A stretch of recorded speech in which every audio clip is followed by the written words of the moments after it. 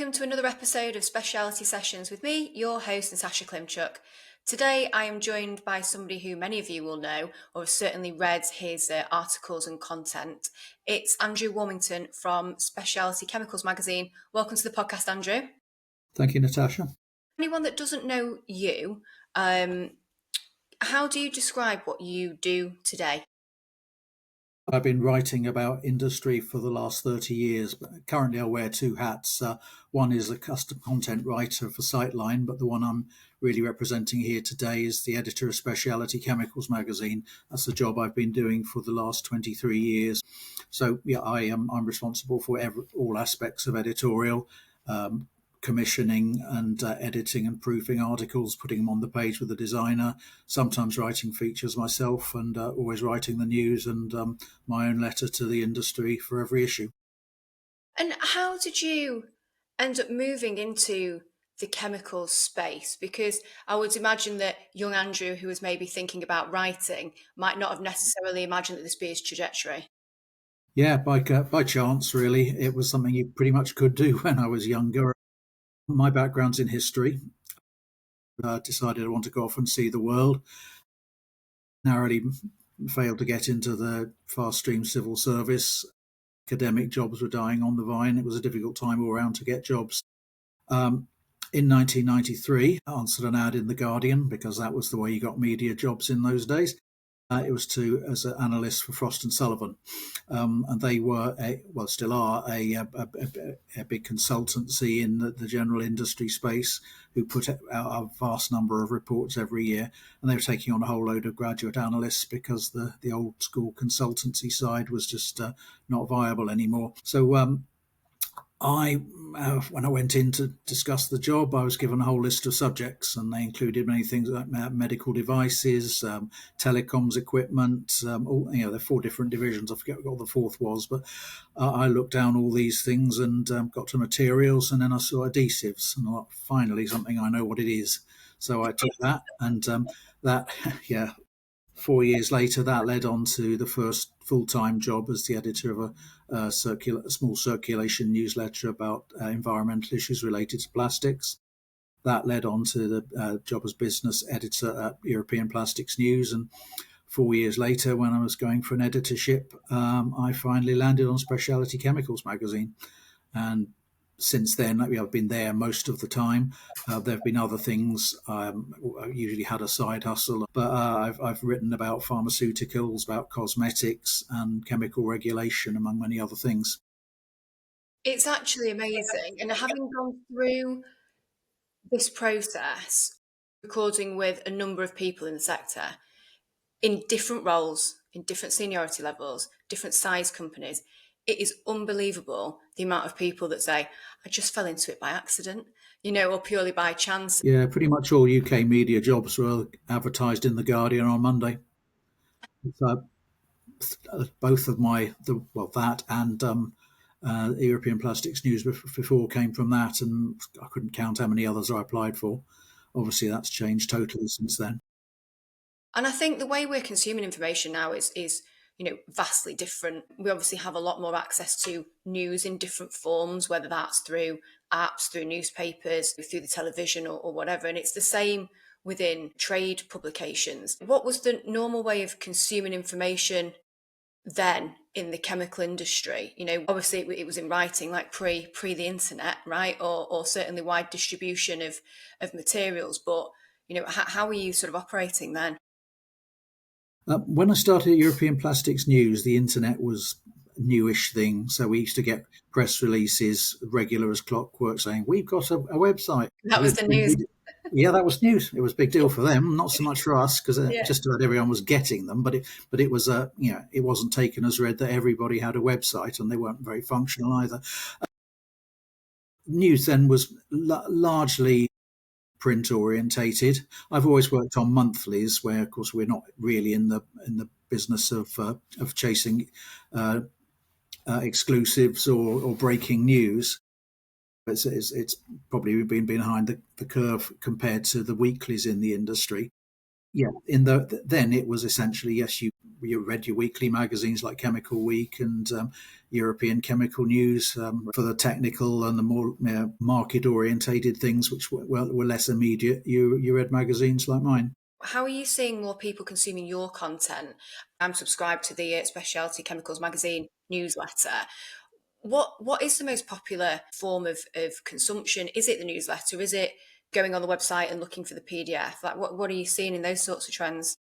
For us, it's the newsletter. Mm, I mean, that a lot of people will only interact with that because they get a reminder about it once every 2 weeks instead of once every 2 months. Go in, click on the news, maybe click on the features. I'm told we have a click-through rate of about 20%, which dismayed me when I heard it. And then I learned apparently it's extremely good. So there very we good. go. We're we're shouting into a very busy space, but it is the newsletter.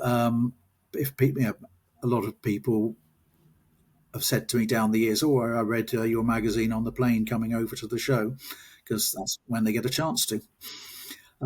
So the only thing is, I mean, the weeklies in my space have really been diminished by Mm, online because they were the fastest news, and now they're not.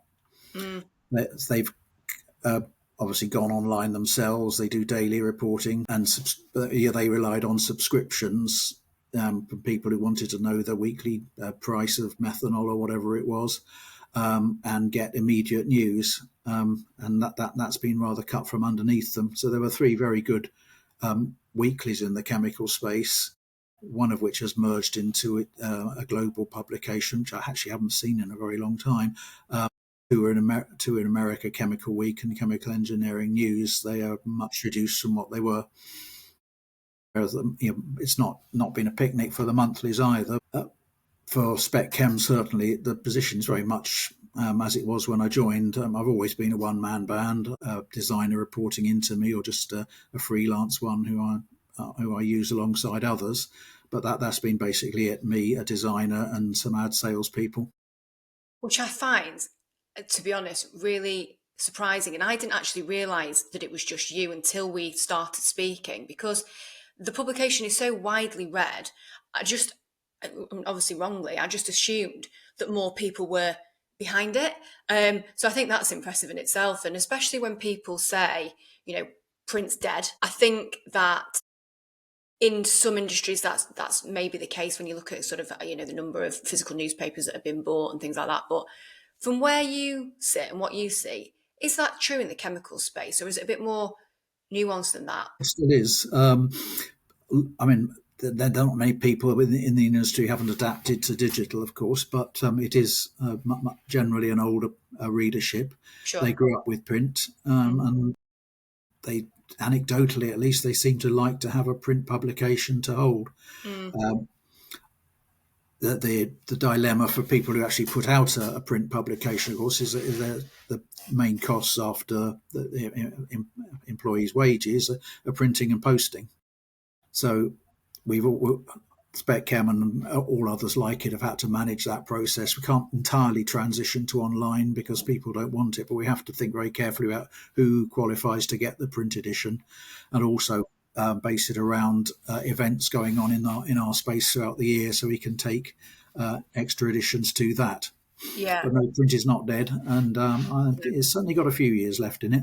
I I do wonder how that landscape is going to look as, like you said, generally um, a more traditional consumer base that you have. Obviously, the chemicals industry will keep continuing to grow and ticking over, and new people will come up through the ranks and be reading those publications. And I do wonder how that will change, not just for your publication, but for others, as people who consume media in different ways, like we're doing this podcasts or clips and videos and things. I do wonder what that will look like in 20 years' time, whether there will be that.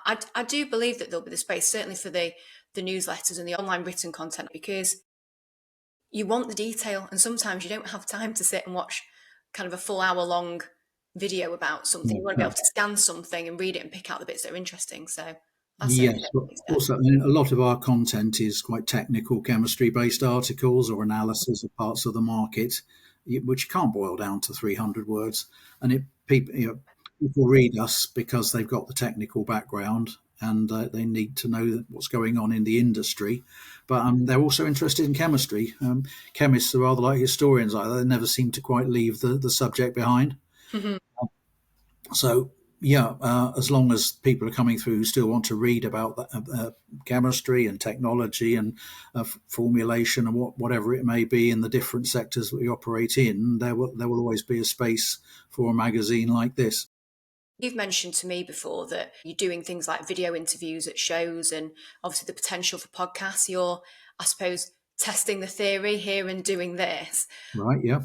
Where do you think that audio and video formats are going to fit in with that very technical content? Because, like you've just mentioned, you can't always fit it into 300 words, but where do you think it will? Uh, we've tended to do video interviews on the floor at trade shows, and that's usually me going up to somebody I know at Company X saying, "Hey, can you, if it's the communications person or whoever, can we do a quick interview with one of your senior execs?" Usually, it's just to say, "What's the company news? Are you showing anything new at this show?" Normally, they're very willing to. That goes on to our LinkedIn and our social media generally.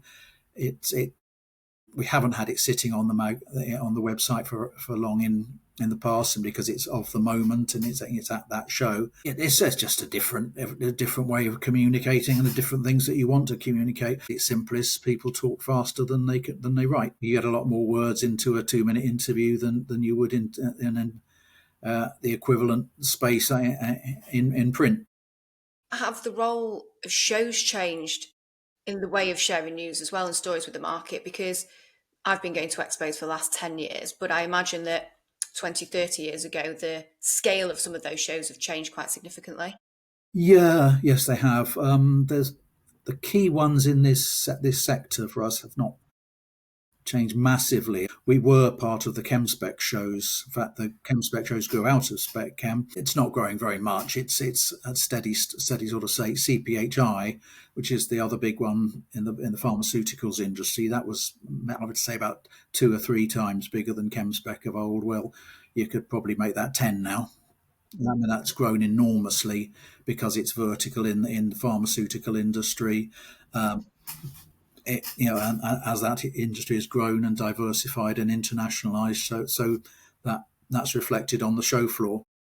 What would be interesting for people listening to this is I can imagine you get contacted by lots of people all the time with different content and features and things like that. What makes you stop and say, this is worth covering, this is worth looking at? The ultimate watch was is would it be of interest to our readers? Hmm. And then, is it easily editable? Does it fit into a certain feature? Or if not, might I use it online as part of the newsletter? That tends to happen more often with unsolicited um, articles. Normally, even with people I've known for 20 years, I have to go out to them and say, "Hey, we got a feature on pharmaceuticals or agrochemicals or whatever it may be, or anything interesting that you and your colleagues would like to write about." So it's still more me pulling than them pushing. We get loads of press releases, of course, often from PR agencies. The vast majority aren't usable. Partly for historic reasons, we never had a product page. Some people do. Other magazines may take a different view, of course. Something else that we've spoken about is you go to a show or you look on LinkedIn and every single time you find companies that you've not heard of. And I think there is an assumption with some SMEs, again, having spoken to them and I've told people that you're going to, be on the podcast. The assumption has been that a lot of the time the bigger players get the coverage and maybe the SMEs wouldn't be featured. From your perspective, is that true? It's true that obviously the big players, they've got big marketing budgets, they've got full-time marketing people rather than handing it. Well, a lot of places, amazingly, it's still the managing director secretary that sends all the stuff out. You get some SMEs who use a PR agency who'll craft a press release for them. But yeah, the coverage is at best proportionate. The BASFs of this world have more news. They're much bigger. They have far more different products, different divisions, far more R&D going on. So yes, of course they will get more coverage. But pretty much any editor would like to feature the kind of companies that don't feature very often.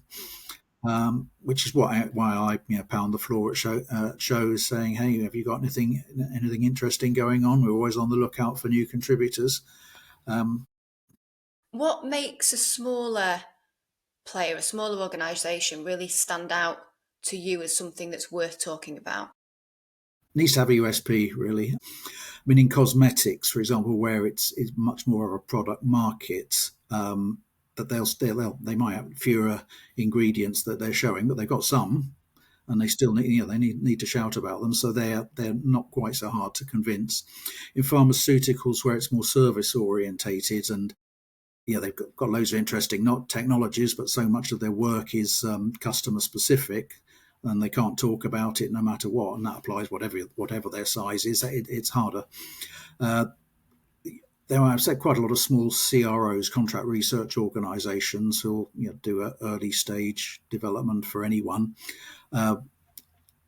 Some have unique or unusual capabilities that they're able to talk about in a general way. If a company wants to build a relationship with somebody like you, where should they start doing that? Obviously contacting you, but further than that. Make my life easier, I suppose. If you've read the guidelines, if you know what features we have coming up, and think about how they might fit in with it, and making time to speak at shows. A lot of people go to shows to meet their customers, maybe even sign contracts or do business development. And the media is only halfway up the food chain at best, and we know that. But forward-thinking companies make the time to speak to the media as they go around. I would say press conferences on the shows are very few these days. It's surprising. CPHI, historically, you might find 10 to 15. Went to the latest show in Frankfurt. So, the outreach to the media has diminished. Whether that's because they think the media isn't as important as it used to be, or they've just got other priorities, or because of the way digitalization and online generally have gone. That's difficult to say. So speaking really practically now, because there'll be lots of people within SME organisations who have, never had the opportunity to build a relationship with anyone in the press, whether that's yourself or somewhere else. And you've mentioned there about making your job and your life easier in order to become featured in something like SpecChem. What does a good press release or media pack look like for you? And is there anything that you immediately edit out or ignore? But there's a very much a standard format of press release which almost everyone uses. The date, the location, company X is announcing XYZ. There has to be something, for me, something substantial, business related. So if they are buying another company, if they're making a big announcement about an expansion or addition of capabilities, that tends to get my attention. If they're announcing a transition at senior level, CEO or whatever, I'll put that down for the people page. I think just again around the practicalities of it. So would you want somebody to send you things like photos and data and quotes? And in terms of like length and structure, what would you want to see for that? Because obviously there are organisations that have press and PR people, but there could be I'm thinking of a particular company based in the UK who are turning over 14 million, and the MD's doing the marketing and the press and everything else. So for somebody like him, what advice would you give him in terms of that length, structure, clarity, photos and quotes? The key thing is make it interesting. Length doesn't matter very much because I will trim it down to the essentials. No objection to quotes. I may or may not use them. I mean, photo never hurts. And they need to use their imagination on that. It's not a photogenic industry. Some companies do go to some length to make the photography colourful. If only sort of lighting up the reactors from the back, and taking it through a certain filter. In cosmetics, example, no problem at all, because it's intrinsically colourful. In cosmetics, it's so much easier to do that just by the products that have been made, isn't it? It's a more creative sector. What mistakes do you think companies make when dealing with trade media? I would say there's nothing that permanently damages credibility. If there's an uninteresting press release, no problem. I don't take it any further. We're not going to say, the company sent out a rubbish press release, so we're not going to look at the next one. when I approach people to contribute and they'd say we haven't got an advertising budget, and I say, well, I'm the editor. I've always staked everything at Spec Chem on editorial integrity. You lose that for a second, it's I say gone forever might be overdoing it, but we don't trade advertising for editorial or vice versa. We make sure we don't give the impression of doing so. I'm thinking about mid-sized companies here that don't have as much resource internally and advice and expertise. If you were going to advise a company like that, where to invest their efforts, whether that's across print, online, LinkedIn, podcasts like this, shows, etc., what would your rough, for want of a better term, playbook be for that? Well, that's a tricky one, of course, because we're in some of those areas and not others. But it depends who they want to reach, how they want to reach them, and so many other factors that there can't be any generic advice. But old-fashioned print advertising still has legs in it. Online advertising, be it banners or whatever, as part of the newsletter, still does very well. In the last year, I don't know if it's an industry trend, editorials become very big.